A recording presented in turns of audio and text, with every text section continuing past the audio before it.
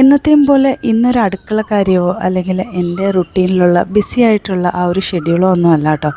ഞാൻ എൻ്റെ ഒഴിവു സമയങ്ങളിൽ എന്തൊക്കെ ചെയ്യുന്നുള്ളതെന്നുള്ളതാണ് ഇന്നത്തെ വീഡിയോയിൽ. അപ്പോൾ ഞാൻ കരുതി കുറച്ച് നേരം ക്രോഷ്യ ചെയ്യുന്നത് വീഡിയോ എടുത്താലോ. ജനുവരി ഇയർ തുടങ്ങിയപ്പോഴാണ് ഞാൻ ക്രോഷ്യ പഠിക്കാം അല്ലെങ്കിൽ ചെയ്യാമെന്നുള്ളൊരു പ്ലാനിലോട്ട് വന്നത്. ആക്ച്വലി ഇതെൻ്റെ പ്ലാൻ അല്ലായിരുന്നു, എൻ്റെ മോൻ ഇഷ്ടപ്പെട്ടിട്ടാണ് ചെയ്തു തുടങ്ങിയത്. പക്ഷേ ഇപ്പോൾ ഇതിൻ്റെ അഡിക്റ്റായി മാറിയിരിക്കുന്നത് ഞാനാണ്. ക്രോഷ്യ ചെയ്യുന്നതെന്ന് പറഞ്ഞാൽ ഒരു ദിവസം ഒരു 10 മിനിറ്റ് അറ്റ്ലീസ്റ്റ് ഞാൻ ചെയ്യാനെങ്കിലും മാറ്റി വയ്ക്കും കേട്ടോ. എനിക്ക് ഭയങ്കര ഇഷ്ടമാണ്, നല്ല രസമാണ് ചെയ്യാൻ.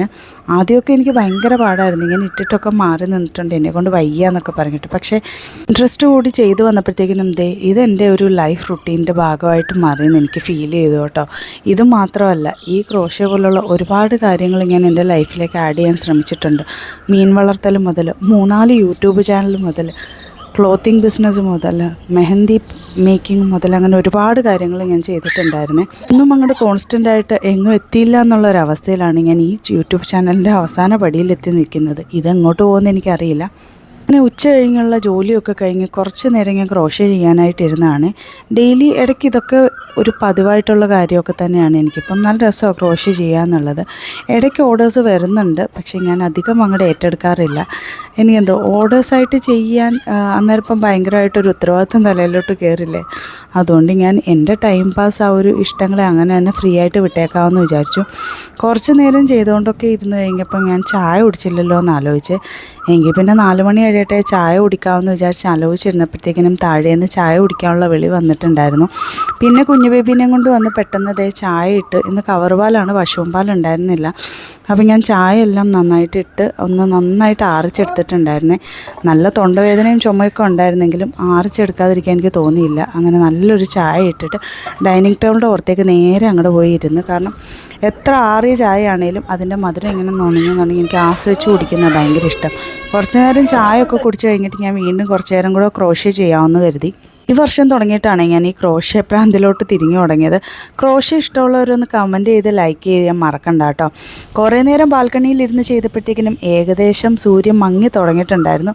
വെട്ടം കിട്ടുന്നില്ല എങ്കിൽ പിന്നെ മുകളിലേക്ക് കയറാമെന്ന് വിചാരിച്ചിട്ടാണ് ഞാൻ ടെറസിലേക്ക് വന്നത്. അത്യാവശ്യം നല്ല ഭംഗിയായിട്ടുള്ള ഒരു ഈവനിങ് ആയിരുന്നു, എനിക്ക് ഭയങ്കരമായിട്ട് ഇഷ്ടപ്പെട്ടു.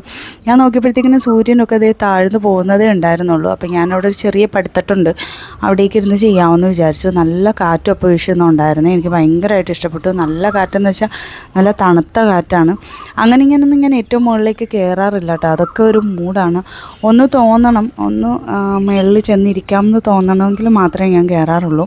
ന്യൂ ബേബി ഉള്ളതുകൊണ്ട് തന്നെ ഏറ്റവും മുകളിലേക്ക് വരാൻ ഇച്ചിരി ഭയമാണ്. കാരണം അവൾ കൈവിട്ട് ഓടിയാലോ എന്നുള്ള പേടി കൊണ്ടിട്ട് എങ്ങാനും ഒന്ന് അശ്രദ്ധയായാൽ തീർന്നില്ലേ കാര്യങ്ങളെല്ലാം.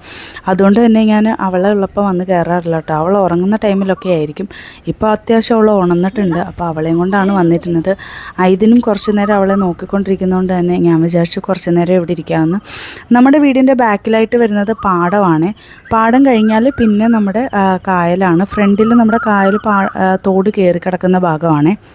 കല്യാണം കഴിഞ്ഞ് ആദ്യമായിട്ടൊക്കെ വന്നപ്പം എനിക്ക് ആലപ്പുഴ ഭയങ്കര അത്ഭുതമായിരുന്നു. കാരണം പന്തളത്ത് നിന്ന് അധികം വിട്ടു നിന്നിട്ടില്ലാത്ത എനിക്ക് ആലപ്പുഴയിൽ നിന്ന് വന്നപ്പോൾ തന്നെ ഭയങ്കര ഒരു വല്ലാത്തൊരു അത്ഭുത കാഴ്ചയൊക്കെ തന്നെയായിരുന്നു കേട്ടോ. ഈ വള്ളം കയറുന്നതും ആദ്യമായിട്ടുള്ള ബോട്ടിങ് യാത്രയും പിന്നെ ഇപ്പോൾ അങ്ങനത്തെ ആ ഒരു അത്ഭുതമോ ആ ഒരു പുതുമയൊക്കെ മാറി തുടങ്ങി. ആലപ്പുഴ നമ്മുടെ സ്വന്തം നാടായില്ലേ. അതൊക്കെ കഴിഞ്ഞ് ഞാൻ ക്രോഷ്യ ചെയ്ത് തുടങ്ങിയിട്ടുണ്ടായിരുന്നു. കുറേയധികം ലീഫൊക്കെ ഉണ്ടാക്കി. സത്യം പറഞ്ഞാൽ എനിക്കൊരു ഹാങ്ങിങ് ഉണ്ടാക്കാൻ വേണ്ടിയിട്ടാണ് ഞാൻ ഈ ഒരു ക്രോഷ്യ സ്റ്റാർട്ട് ചെയ്തത്. കുറേ ദിവസമായിട്ടുള്ള ഒരു പ്ലാനിങ് ആയിരുന്നു കേട്ടോ. ഒരു കുഞ്ഞ് ഒരു ഹാങ്ങിങ് പോട്ട് പോലെ ഉണ്ടാക്കണം, എന്നിട്ട് വണ്ടിയുടെ ഫ്രണ്ടിൽ തൂക്കിയിടണം എന്നുള്ളത്. അങ്ങനെ അതൊക്കെ ചെയ്തുകൊണ്ടിരുന്നപ്പോഴത്തേക്കിനും ഏകദേശം നല്ല സന്ധ്യ ആയി തുടങ്ങിയിട്ടുണ്ടായിരുന്നേ. പിന്നെ ബാങ്ക് വിളിയും സ്റ്റാർട്ട് ചെയ്തുകൊണ്ട് തന്നെ പിന്നെ ഞാൻ അവിടെ ഇരുന്നില്ല, താഴേക്ക് പോയി. أشهد أن لا إله إلا الصلاة حي على الصلاة.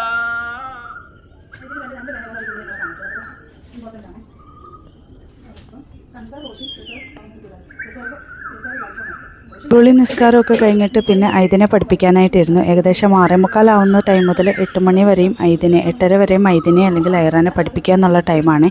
അത് വെറുതെ വേസ്റ്റ് ചെയ്യാറില്ല ഞാൻ ഒരിക്കലും. ഐദിനെ പഠിപ്പിക്കാൻ ഇച്ചിരി പാടാണ്. ഐറാമോളെ പെട്ടെന്ന് പഠിപ്പിച്ച് മാറാം.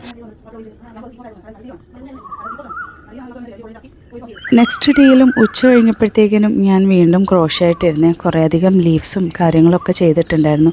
ചെറിയ ആ ഒരു പോട്ടിൻ്റെ ബേസ് ഞാൻ സ്റ്റാർട്ട് ചെയ്തിട്ടുണ്ടായിരുന്നേ. ഈ ഒരു യാണാണ് ഞാൻ എടുത്തത്. ഇതൊരുമാതിരി എനിക്ക് ഭയങ്കര ഇഷ്ടമല്ലാത്തൊരു യാണാണ് കേട്ടോ. കാരണം വേറൊന്നുമല്ല, അത് അത്യാവശ്യം ക്വാണ്ടിറ്റി ഉണ്ടെങ്കിലും നല്ല ജങ്കിയായിട്ടുള്ളൊരു യാണാണെങ്കിലും സിന്തറ്റിക്കാണ്. ഭയങ്കരമായിട്ട് പൂട പൊങ്ങുന്ന പോലൊരു അസുഖമുണ്ട് അതിന് കേട്ടോ. പൂട രോമം പൊങ്ങി നിൽക്കുന്നൊരു അവസ്ഥയാണ് അതിൻ്റെ. അതുകൊണ്ട് എനിക്ക് ഭയങ്കരമായിട്ടൊരു ഇഷ്ടമുള്ളൊരു യാണൊന്നുമല്ല. എനിക്ക് ഭയങ്കരമായിട്ട് ഇഷ്ടമുള്ള യാണെന്ന് പറയുന്നത് നിങ്ങൾ എൻ്റെ വീഡിയോയിൽ കണ്ടു കാണും. ആ ഒരു കോട്ടൺ യാൺ തന്നെയാണ് കേട്ടോ. നല്ല ഭംഗിയായിട്ട് നമുക്ക് പെട്ടെന്ന് ചെയ്യാൻ പറ്റും. അങ്ങനെ ഞാൻ കുഞ്ഞൊരു ഹാങ്ങിങ് പോട്ടും അതിൽ കുറച്ച് ലീവ്സും കുറച്ച് ഫ്ലവേഴ്സും ഒക്കെ ആയിട്ട് ചെയ്യാമെന്ന് വിചാരിച്ചു. ഈ ഒരു പഞ്ഞി ഞാൻ ആമസോണിൽ നിന്ന് വാങ്ങിച്ചതാണ്.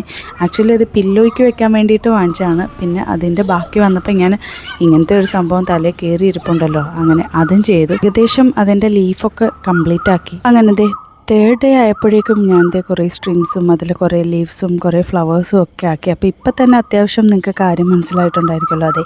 ഞാനൊരു പോട്ട് വിത്ത് അതിലേക്ക് ഒരു ഫ്ലവർ പോട്ട് വിത്ത് ഹാങ്ങിങ് ഫ്ലവേഴ്സും ലീവ്സും ഒക്കെ ആയിട്ടാണ് പ്ലാൻ ചെയ്യുന്നത്. അപ്പോൾ അതിനുള്ള പോട്ട് തയ്യാറാക്കുകയാണ് കേട്ടോ. ഞാൻ കുറച്ച് ചായയൊക്കെ കുടിച്ചുകൊണ്ട് നെക്സ്റ്റ് ഡേ ഉള്ള ഈവനിങ്ങിലാണ് ഞാൻ ഇരുന്ന് ചെയ്യുന്നത്.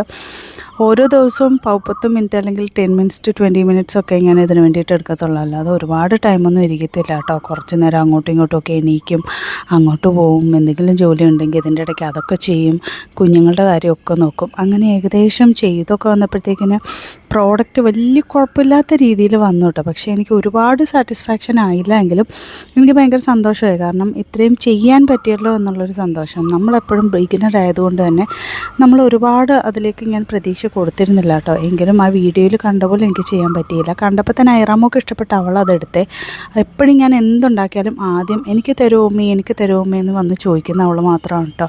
പിന്നെ അതിൻ്റെ കൂട്ടത്തിൽ ഇന്നത്തെ വീഡിയോ ഇത്രയുള്ള വീഡിയോസ് ഇഷ്ടപ്പെട്ടാൽ എല്ലാവരും സബ്സ്ക്രൈബ് ചെയ്യാനും ലൈക്ക് ചെയ്യാനും കമൻറ്റ് ചെയ്യാനും ഒന്നും മറക്കണ്ട കേട്ടോ. ഒരുപാട് പോരായ്മകളുണ്ടാവും, ഇനി അങ്ങോട്ട് നന്നാക്കാവേ. അപ്പോൾ ശരി.